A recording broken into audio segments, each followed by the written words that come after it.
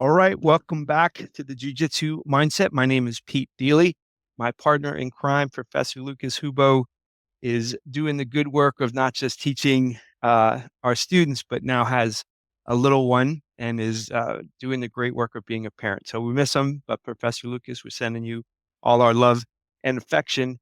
Um, the divine is so good to me, and it seems like every week I get a chance to talk to another extraordinary person, and this week is no exception. I know that you guys are going to love this conversation, and so may I welcome Mr. or Professor Jeff Haddad. Thank you, Professor Jeff, for joining me. Thank you for having me. This is exciting. Well, thank you. As I was preparing to talk to you, and I was looking back through you have an extraordinary career of victories as a competitor, but you also have a long history as a teacher and I know various disciplines, and you've guided different types of athletes to championships, including wrestlers. So you have a great deal of time dedicated to jujitsu. However, I am curious. I mean, all of this discipline and passion that you have could have been pointed in a different direction. And so, had you not dedicated yourself to jujitsu and teaching various martial arts over the years, what direction might you have gone? Um, Great question. And I am an occupational therapist Hmm. uh, outside of jujitsu. That kind of work that serves my mindset stuff that I do. But Right, when I was a little kid, I loved space. I still love space, and right, astrophysicist was always something. I even took some courses in college. Um, nice. it was way harder than I thought. um, But yeah, maybe if I was a better student, that would have been a passion of mine. But I just wasn't a great student for many reasons, and so I ended up wrestling and jujitsu, and here I am. Yeah. Well, I think, in my opinion, the mathematical mind, the engineer, the physicist mind, that regardless of, I mean, given the discipline that you've brought to your life in all these other ways, my guess is that should you really have wanted to dug in, you could have done that and anything else you could have possibly have wanted to do. But I feel like jujitsu is a problem solving discipline in that, um, in ways it's different than other sports for me at least, is that pure physicality had served me. I haven't always been the old broken down man in front of you, Professor Jeff. There was a time when it was I'm not heading in so. your direction currently. Well, I can report from 54. You have to have their mindset is everything, because it's hard to come to terms with. This is me putting my hands up over my head.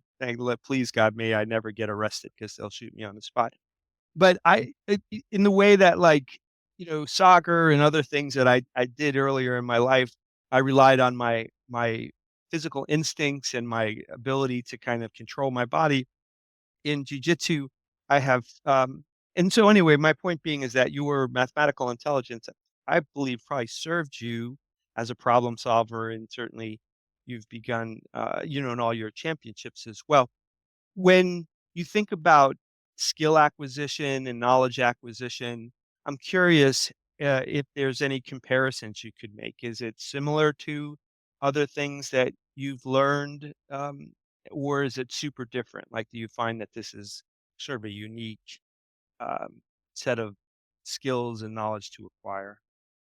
I thought, having thought about that question a lot, I really, really put some time into that, and you could argue it from so many different ways that it's different in some ways, and then it's similar in many. And the way I wanted to like try to connect that was from a from like a macro view, a universal Hmm. view. I would say that most s- um, things that you try to learn follow a similar blueprint of consistency, Yes. um, understanding how to break problems down to simpler tasks.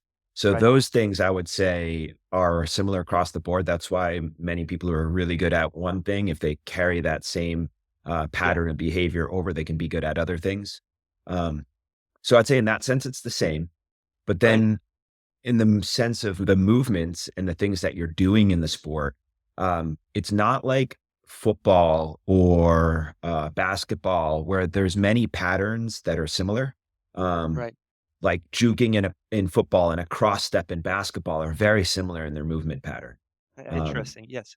so those things are easier to transfer from sport to sport. And I played a lot of sports growing up, and I did very well kind of across the board because I noticed there was a lot of patterns.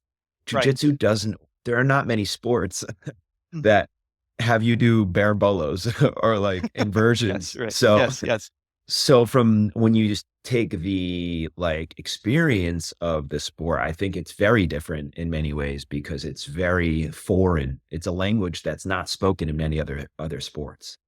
Yeah, and I'm curious because you've had experience, as a wrestling coach and wrestling that of the physical vocabularies out there.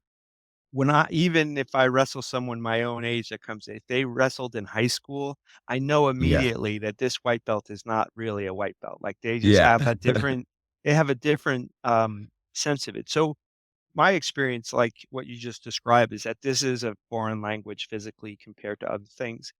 As you've gone along, I'm curious about how the change in learning happens as people spend more and more time learning jujitsu. And I guess specifically what I'm curious about is the ability to see micro movements versus like with, at the beginning, a collar, grabbing somebody's collar means one thing, and then a grip increasingly becomes a more and more sophisticated idea, and for me, as to what does it mean to hold on to somebody's sleeve or collar or all the rest of it. So I'm curious if um, how you would describe that change. Like in my mind, it's an ability to focus into smaller and smaller time increments and smaller and smaller movements has been part of my journey. And I'm a beginner. I'm about 5 years in, so please not nobody look to me to be instructed on anything. But in these decades of teaching, I'm curious how you would describe that. I just saw an it's funny you asked that question. Someone just posted an Instagram video, and it was, someone and he seemed very knowledgeable, so we'll just assume he knew what he was talking about. And he was describing his view of that, and so it was funny because I knew I was dealing with this question in a way.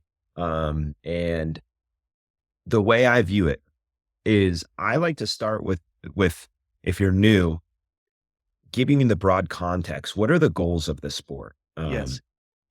So that way we have a platform to start with. So when we move deeper into detail, there's context and there's a familiar area that we're speaking in.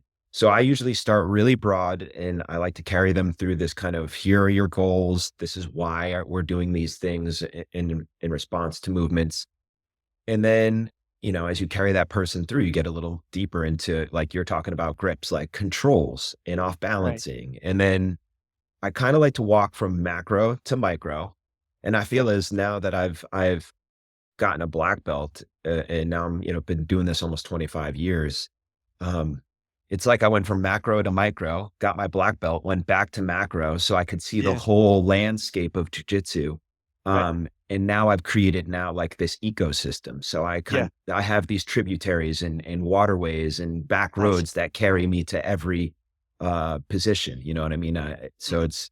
I like carrying that person from the big to the little. And then by the time they get down to the little, to the littlest details, they're a black Right. belt. Yeah. Yeah. Right. And then they restart the process and they refine it. Yeah. Yeah. That's interesting to hear that like back and forth of going down to the micro and then back out to the broader picture. That makes a lot of sense to me. I'm not a particularly fast learner. So for me, like that repetition and that, when you talk about an ecosystem that I have to spend a lot of time, in one particular thing to kind of get a physical understanding of it before I can even begin to refine it.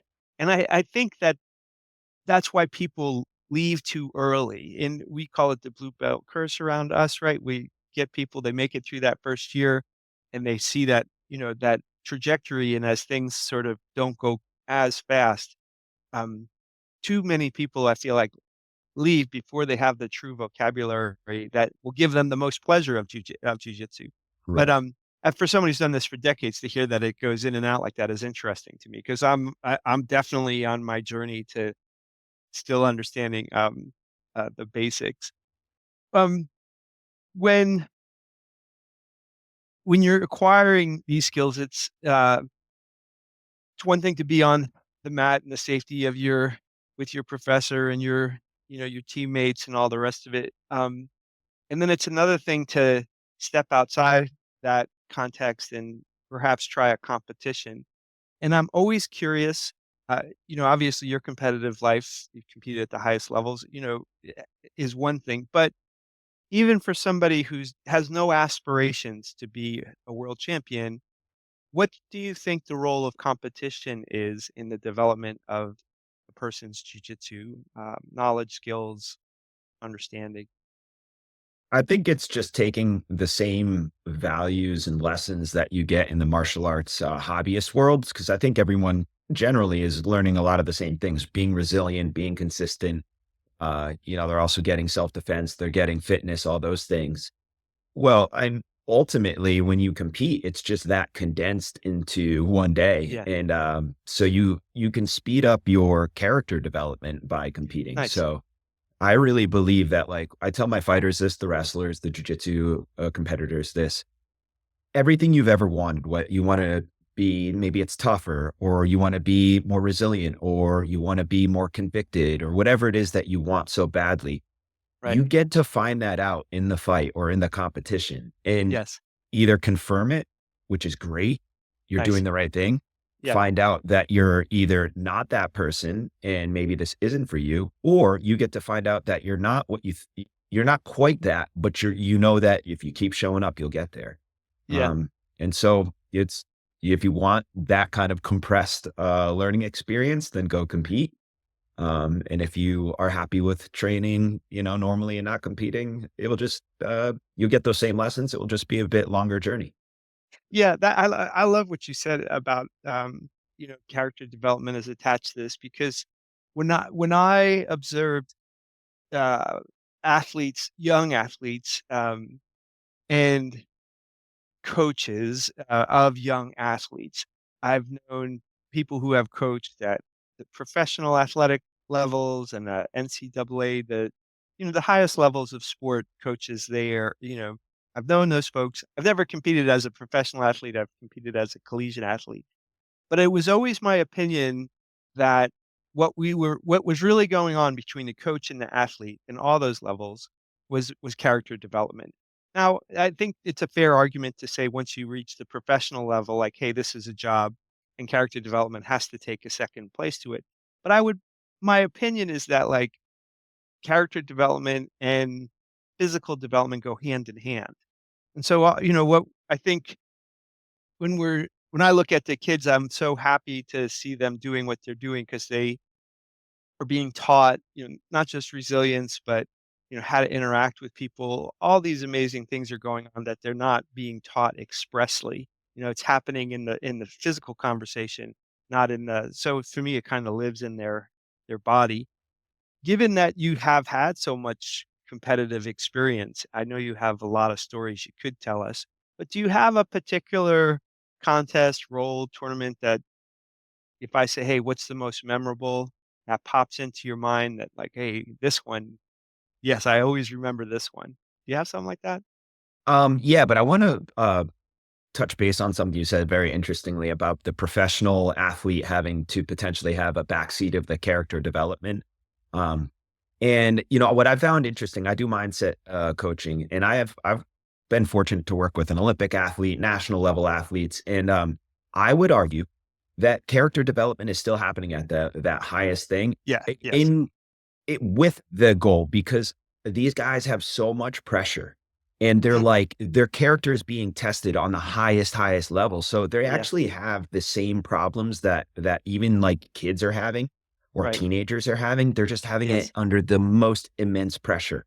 So I actually try to attach character development to those things so they don't lose sight of what they're actually doing. Yeah, Um, thank you. I appreciate you saying that. Yeah. And just a different approach, but yeah, yeah. well, one of the things that is also true um, as you get older for me is that who looks young to you continues to get older and older. So now, when I think about a 24-year-old kid making extraordinary amounts of money in the NFL, I think when I was 15, that looked like, oh, what an amazing, perfect experience, and so on and so forth. And now I think, oh my goodness, what an opportunity for the wheels to come off the track because Yep. how equipped, is a 25-year-old handle not just the pressure, but even the success. Well, thank you for saying that. Yeah, I appreciate it because you and I are on the same page.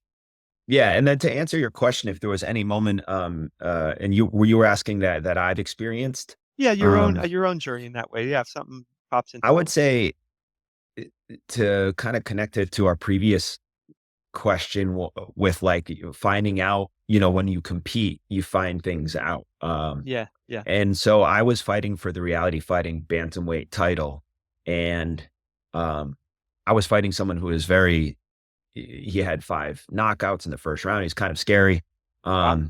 And I believed in my heart that I was tough and capable, but the talk was that I was probably going to lose, and a lot of people were.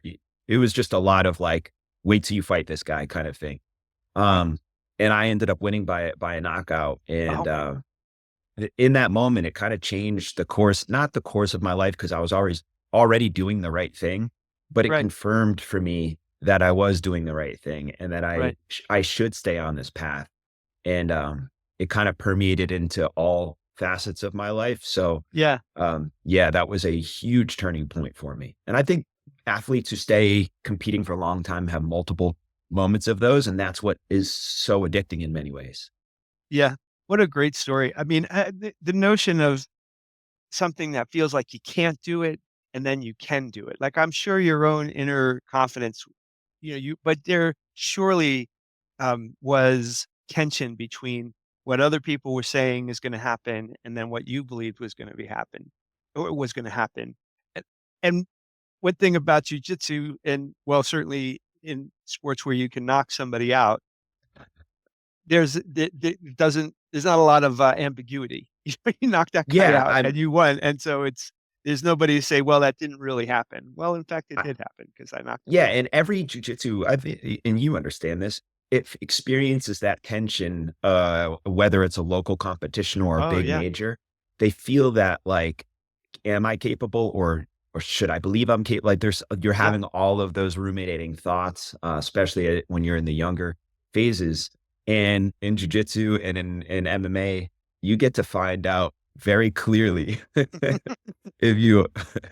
Yeah, where you stand. Yeah, exactly. Well, what I have found interesting as an older beginning jujitsu athlete is that in my competing at some local competition in my 50s, where the stakes of that competition could not be lower. My anxiety is still as if I'm doing, there's something on the line here besides my own opinion of, my own testing of myself. And for me, the competitions that I've got a chance to participate in have served as that game day feeling that I like. I enjoy that. I enjoy the notion of a test. Like, okay, we worked hard. Let's see what you do and don't learn. And to have for you to have it play out on such a big stage and to have a dramatic finish like that, I would carry that the rest of my life. And I think about it even I was 8 and I won some state championship in California in soccer, and I still think about the feeling these little 8-year-olds.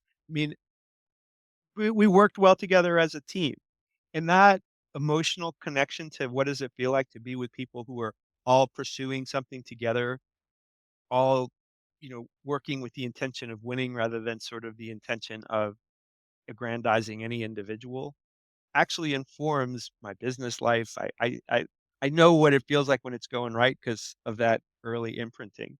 So to have a chance to do something where people doubted you, then to overcome that, win it, to me is that's a great story.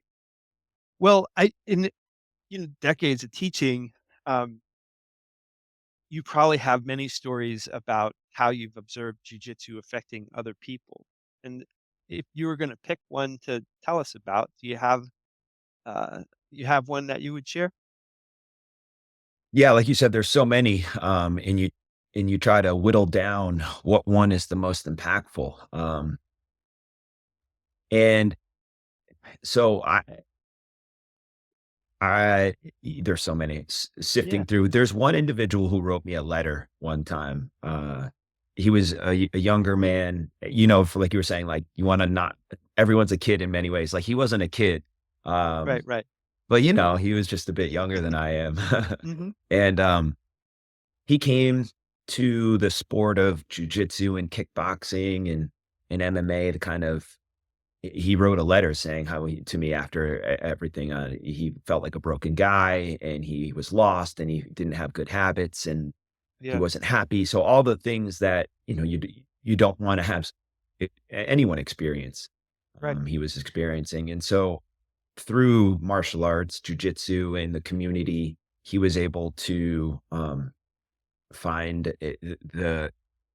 the support he was looking for. Yeah. In the letter wrote a lot about having positive role models, having people around him who were happy and passionate about what they do, ignited a Yeah. fire in him. He didn't feel judged. And so, you know, it was cool because that took about 2 years. Mhm. And then, he moved, and right before he moved, he wrote me the letter, and then about maybe 6 months ago, he sent me an Instagram, and, it was just saying like, "Hey, I got promoted at the job. Nice. I got the girl that I've always wanted," and he was just so Nice. it was cool to, like, Yep. see that he's happy. He was always self-conscious about his body because he was very, small, Mhm. and his weight has went up because he's consistently lifted and eating, Nice. and it was just a great to be part of his journey.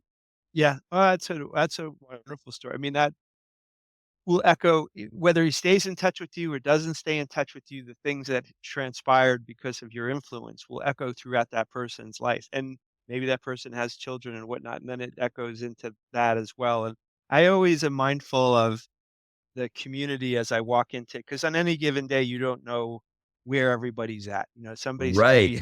Somebody may be having just an awful day, and somebody may be having a great day, and there's something to celebrate or something to be. But regardless of um, what people express to you, something could be going on that then matters. So I go into my training sessions, training, looking, as on the front of my mind, but I also think, well, I'm a part of a community here, and good things are happening.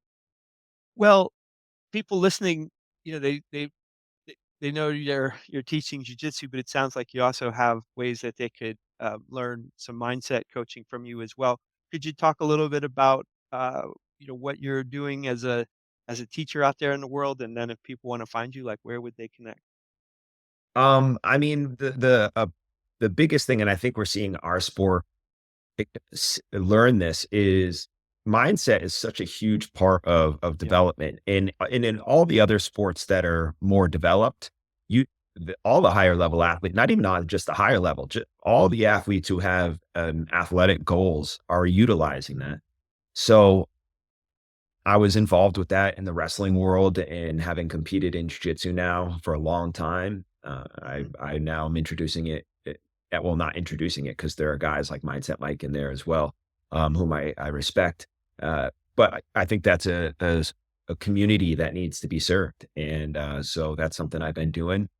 And I think I have a unique approach because I'm schooled in it, but I've also competed. So I understand the yeah, actual moments that we are experiencing. And I think some of the educational models that are currently used don't take into account the actual experience. There's a lot of theoretical sure, discussions, a lot of book reading, yeah, yeah. which I've done, and some of it doesn't quite match up with that lived experience. So I like to help athletes cross that border right there. Well, it's always nice, you go seek a guide. It's always nice to have a guide that's been where you want to go. Yeah. So I mean, certainly people can acquire knowledge without always going through the thing itself. I mean, I don't mean to say that, but it always is special when someone wants to go someplace and that person's been there. So maybe you could just like what's maybe Instagram and any other websites or YouTube or Just you can hit me up ads. on Instagram. Yeah, it's on YouTube as well. Same name, just Jeff Emil Haddad. And that's it. Yeah, you just hit me up and Okay. be happy to help anyone.